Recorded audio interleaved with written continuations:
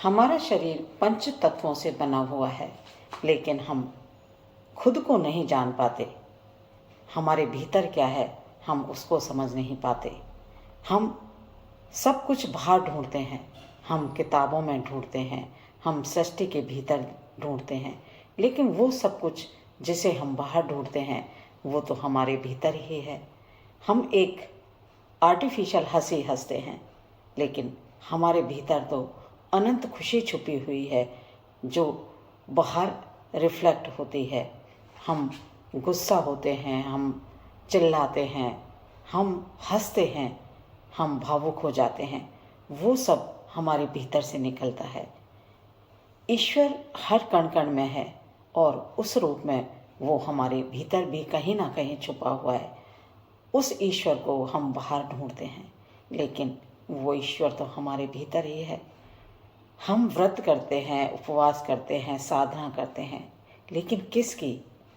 यदि हम खुद अपनी साधना करें, अपने लिए उपवास करें, अपने लिए व्रत करें, अपने लिए भक्ति करें, तो हमारा रूप कुछ अलग ही होगा, हमारी अभिव्यक्ति कुछ अलग ही होगी। जिस दिन हम खुद को जान जाएंगे उस दिन हमें बाहर कुछ भी तलाशने की ज़रूरत नहीं है। हमें खुशी अपने भीतर ढूंढनी है, हमें गुस्सा अपने भीतर ढूंढना है। गुस्सा हमें बाहर के कारणों से नहीं आता, गुस्सा हमें अपने भीतर छुपे हुए एहसास से आता है।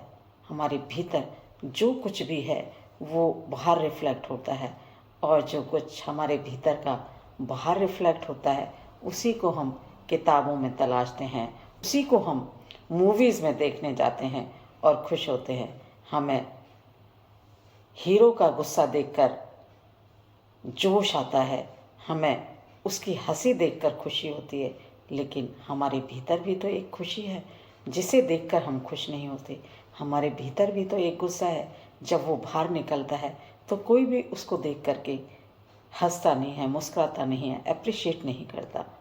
लेकिन हम जब बाहर लोगों को देखते हैं तो उसको जज करते हैं कि उसका गुस्सा अच्छा था या बुरा था, उसकी हंसी अच्छी थी या बुरी थी, लेकिन हम खुद को जज नहीं करते।